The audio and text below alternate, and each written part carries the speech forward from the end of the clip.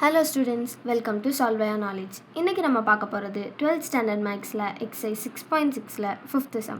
Find the intercepts cut off by the plane on coordinate axis. So நம்மளுக்கு intercept கேட்டிருந்தாங்கன்னா எந்த ஃபார்மில் இருந்தாலும் அதை நம்ம கார்ட்டீசியன் ஃபார்முக்கு கொண்டு வரணும்.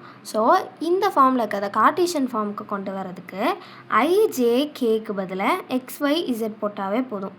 So 6x plus 4y minus 3z equal to 12.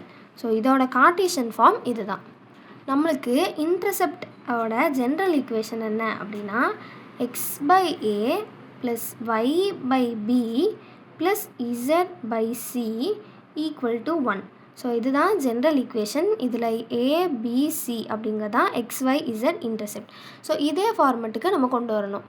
அப்போ இது எல்லாத்தோட கோஎஃபிஷியன்ட்டும் நம்மளுக்கு 1ஆக இருக்கணும். இங்கேயும் 1, இங்கேயும் 1, இங்கேயும் 1ஆக இருக்கணும். ஸோ இது மூணுமே டிவைட் ஆகிற மாதிரி ஒரு நம்பரால் நம்ம இதை டிவைட் பண்ணணும். அதோட இந்த சைடு நம்மளுக்கு கம்பல்சரி 1 தான் வரணும். ஸோ அதனால் இங்கே இருக்கிற நம்பராலேயே நம்ம டிவைட் பண்ணிடலாம். அதாவது 6x + 4y minus 3z equal to 12.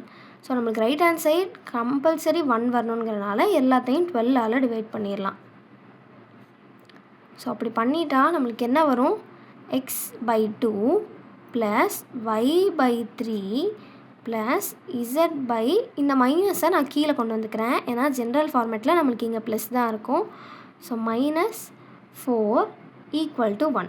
So இப்போ இந்த ஈக்குவேஷனையும் கம்பேர் பண்ணால் எக்ஸ் இன்டர்செப்ட் அதாவது ஏவோட வேல்யூ என்ன? எக்ஸ் இன்டர்செப்ட்டுங்கிறது ஏவோட வேல்யூ இங்கே என்ன?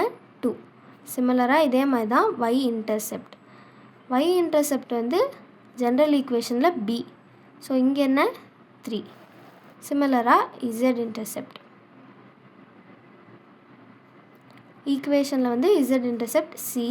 இங்கே நம்மளுக்கு c பதில் -4 இருக்குது. ஸோ இது 3 தான் நம்மளுக்கு கொஸ்டினில் கேட்டிருக்க இன்டர்செப்ட்ஸ்.